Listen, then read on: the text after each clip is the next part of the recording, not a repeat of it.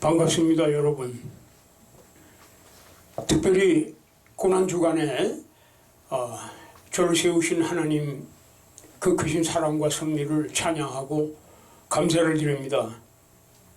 오늘 여러분들에게 드릴 말씀은 제가 제목을 하나님이 사랑하는 사람 이렇게 정했습니다. 먼저 오늘 하나님께서 우리에게 주시는 말씀을 봉독하시겠습니다. 구약 미가서 6장 8절인데요.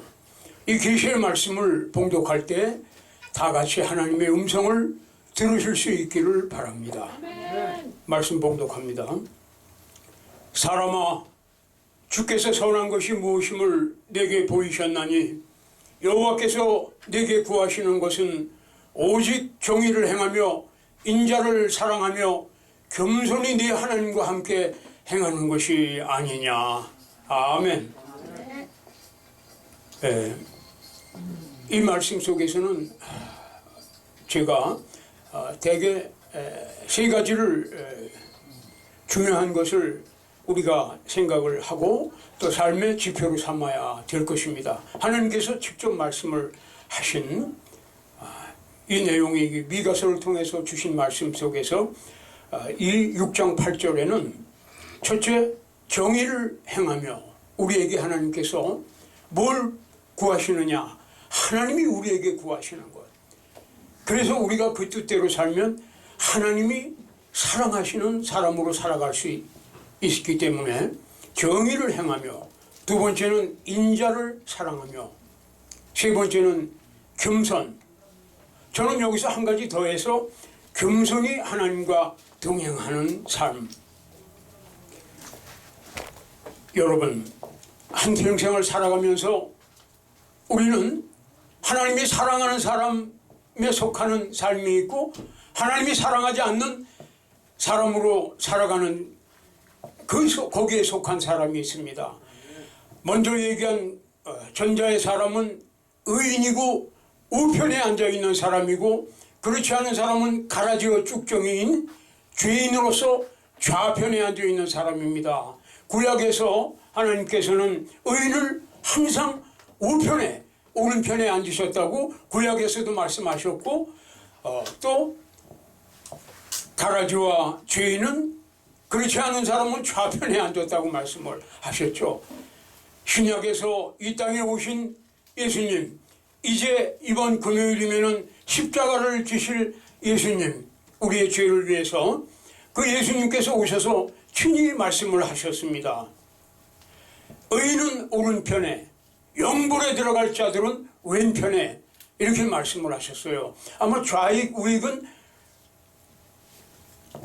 구약에서부터 지금까지 하나님 때에서부터 지금까지 있는 것입니다. 우리는 언제나 우편에 있는 의인의 계열에 들어가야 되겠습니다. 자, 먼저 우리가 한번 이 정의에 대해서 생각을 해보겠습니다. 미가서를 통해서 말씀하신 정의. 정의는 그대로 우리가 사전에 있는 그대로 어렸을 때부터 배운 대로는 밟고 오르는 것, 밟고 오르게 살아가는 것이죠. 공평하고 의로운 도의를 정의라고 하죠. 하나님의 본체는 사랑이시지만 또한 정의의, 공의의 하나님 아닙니까? 하나님의 본체는 공의의 하나님이십니다. 인격의 하나님이신 하나님께서는 공의의 하나님. 잠언서 1장 11장 1절을 보니까 속이는 저울은 여호와께서 미워하시나 공평한 주는 그가 기뻐하시느니라. 정직 정의. 21장 2절에 또한 잠언서에는 사람의 행위가 자기 보기에는 모두가 정직하여도 여호와는 마음을 감찰하시느니라. 이렇게 말씀하셨고요. 갈라디아서 6장 7절에는 스스로 속이지 말라. 하나님을 업신여김을 받지 아니하시나니 사람이 무엇으로 심든지 그대로 거두리라. 다윗은 말이죠.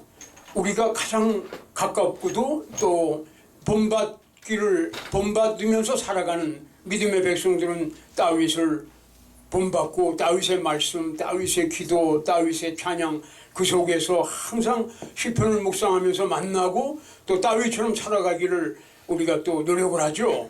다윗은 성경 전체를 통해서 구약과 신약 전체를 통해서 가장 많이 나오시죠. 많은 성경의 인물들, 믿음의 조상들이 그 이름이 많이 나오지만 다윗은 810번 이상이 나오니 얼마나 많이 나옵니까? 성경에 한 번만 이름이 나와도 그 사람은 얼마나 정말 훌륭한 사람입니까?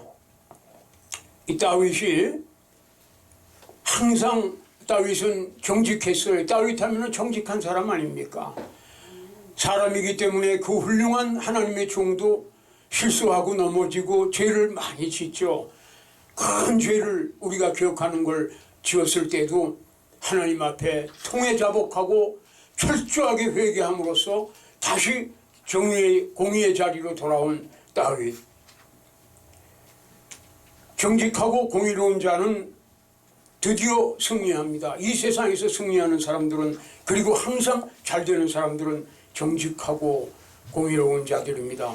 그리고 인자, 미가서에서 말씀하시는 인자를 사랑한다고 했는데, 인자는 구약에서는 헤세드, 신약에서는 아가페, 사랑. 여기서 말씀하시는 것은 긍휼, 사랑을 베푸는 것을 아마 말씀한다고 저는 이렇게 여러분들께 말씀하고 싶습니다. 예수님께서 오셔서 하나님께서 말씀하신 바를 우리에게 말씀하셨는데, 내가 줄일 때에 너희가 먹을 것을 주었고, 목마를 때에 마시게 하였고, 나그네 되었을 때에 영접하였고, 헐벗었을 때에 옷을 입혔으며 병들었을 때에 돌보았고, 옥에 갇혔을 때에 와서 보았느니라. 그 의인들을 향해서 말씀을 하시는 거예요. 그 오른편에 앉았다고 그랬어요. 이때도 의인들은. 그 의인들이 아니 우리가 언제 주님한테 그렇게 했나이까? 그렇잖아요. 자기들은 그렇게 한 적이 없잖아요. 예수님한테, 하나님한테. 그런데 하나님께서는 뭐라고 예수님 말씀이에요. 말씀하셨냐면, 너희가 이 작은 자 중 하나에게 한 것이 나에게 한 것이니라, 이렇게 말씀을 하셨죠. 그리고 왼편에 앉아있는 죄인들한테는 너희가 내가 줄일 때 먹을 것을 안 주었고, 목마를 때 마시게 하지 아니하였고, 내가 나그네 되었을 때 영접 안 했고, 헐벗을 때 옷을 입힌 일이 없고, 병들었을 때 나를 돌본 일이 없고, 옥에 갇혔을 때 나를 돌본 일이 없었다니까. 아니 우리가 언제 그랬습니까? 그러니까 너희가 지극히 작은 자 중에 하지 아니한 것이 내게 아니한 것이다. 너희들은 영벌이라는 것은 지옥이죠. 예, 우리는 여기에 미가서 말씀을 통해서도 항상 하나님이 주신 거, 이 세상에서 하나님이 나에게 주신 게 가장 많아요. 재벌이 많은 게 아니고, 잘 사는 사람, 권세 있는, 세상적인 권세가 있는 사람이 가장 많이 가지고 있는 게 아니라, 현재 이 세상 70억이 넘는 인구인 사람들은 각자 모두 남이 안 가지고 있는 최고의 것을 가지고 있습니다. 이른바 달란트 은사가 있어요. 그거를 아낌없이 지금 말씀한 대로 베풀고 섬기고 쓰는, 약자를 위해서, 소외된 자를 위해서 우리가 선한 사마리아인이 돼서 사용하고 바쳐야 되는 것입니다. 그리고 겸손, 여기서 겸손을 말씀하시는데, 저는 참 이 세 가지 중에서 겸손이 가장 마음에 들어요. 제가 개인적인 말씀을 드려서 어떨지 모르겠습니다만, 저는 주님을 영접하고 하나님이 돌아온 탕자인 저를 상고도 먼데 보시고 정말 뛰어나오셔서 저를 맞이하실 때 만난 주님을 배운 이후로는요, 모든 사람하고 인사를 하고 악수를 할 때 한 손으로 해본 적이 없습니다. 물론 지금도 그렇고요. 두 손으로 하죠. 저보다 아랫사람이 손을 내밀어도 그 사람은 한 손으로 내밀죠. 물론 점잖고 공손히 내밀지만 저는 그 손을 꼭 두 손으로 잡습니다. 그거는 제가 하는 게 아니고 나를 영접하신 하나님이 고마워서 항상 그렇게 하죠. 그러다 보면 어깨가 낮아지고 허리가 낮아질 수밖에요. 계속 그렇게. 겸손에 대해서 이 성경에 얼마나 많은 말씀이 있습니까? 잠언서 18장 12절에 사람의 마음이 교만은 멸망의 선봉이요 겸손은 존귀의 앞잡이니라. 22장 4절 잠언에 겸손과 여호와를 경외함의 보상은 재물과 영광과 생명이니라. 이 말씀 하나만 붙잡고 살아도요. 보세요. 겸손과 여호와를 경외함의 보상. 겸손하고 하나님만을 경외하고 살면은요. 재물. 이 세상에서 인간으로 살아가는 세상을 마칠 때까지 재물 필요하죠. 재물이 있어야 선교도 많이 할 수 있죠. 영광. 영광이라는 것은 그렇지 않습니까? 얼마나 존귀한 겁니까? 하나님께서 주시는 영광을 받아야죠. 생명, 건강하고 장수해야죠. 물론 이 생명은 형이상학적인 생명으로 우리가 생각을 해요. 마태복음 11장 29절에 나는 마음이 온유하고 겸손하니 나의 멍에를 메고 내게 배우라 그리하면 너희 마음이 쉼을 얻으리니. 이 땅에 오신 하나님이신 예수님께서 친히 말씀하신 것입니다. 예수님이 얼마나 겸손하셨습니까?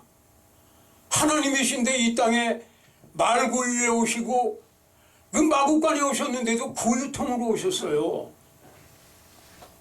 그리고 그저께 종려주일날 예루살렘 성으로 마지막 십자가의 완성을 위해서 우리를 구원하시는 그 파이널 라운드 글로 오실 때에도 하나님은 이 세상 최고의 존귀하신 분이 나귀를 타고 오시는데 그 나귀에서도 새끼를 타고 오십니다.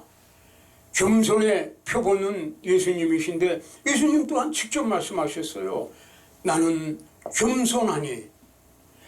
베드로전서 5장 5절에 젊은 자들과 이와 같이 장로들에게 순종하고 다 서로 겸손으로 허리를 동이라. 하나님은 교만한 자를 대적하시되 겸손한 자들에게는 은혜를 주시느니라.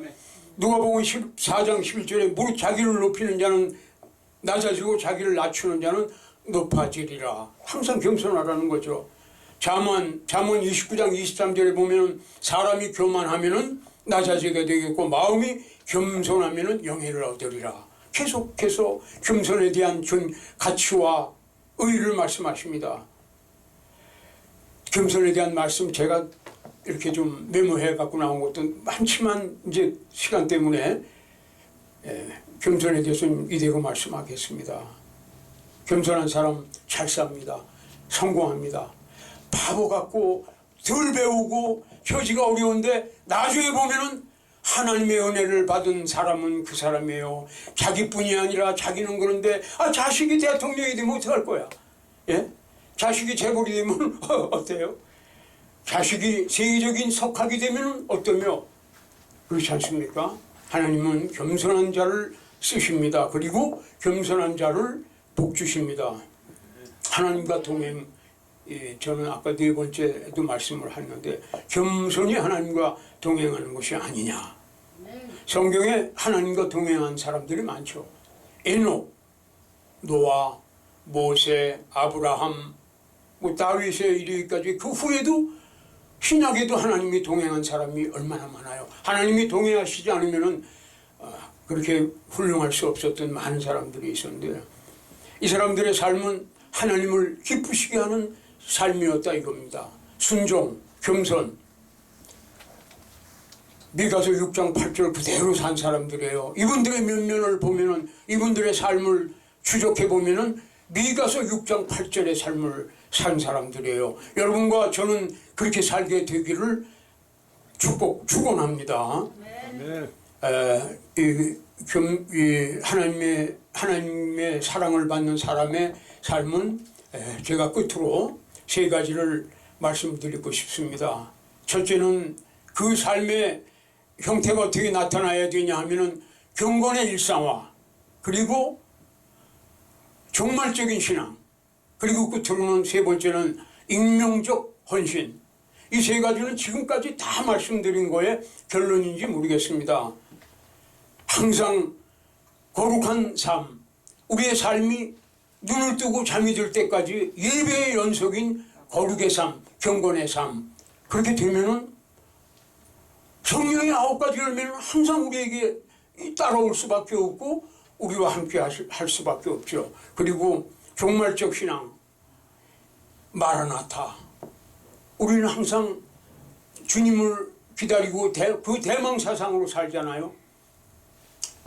예수님은 지금 이 순간에도 오실 수가 있습니다. 이 순간을 얘기합니다. 1시간 후에도 10시간 후에도 내일도 오실 수가 있고 언제 오실지라도 우리는 종말적인 신앙으로 살면서 지금 내가 하고 있는 일, 내게 주신 일, 그리고 내가 만나게 된 사람을 종말적 신앙으로 임하고 대하고 행해야 할 것입니다. 그리고 익명적 헌신이란 뭐 이 세상에 내게 뭐가 있겠습니까? 하나님께서 주신 걸 가지고 베풀고 쓰고 섬기는데 다 쓰고 내가 한 거 하나도 없고 다만 하나님께서 주신 것을 하나님께서 하게 하셨다. 이렇게 생각하고 살아가는 것입니다. 감사합니다.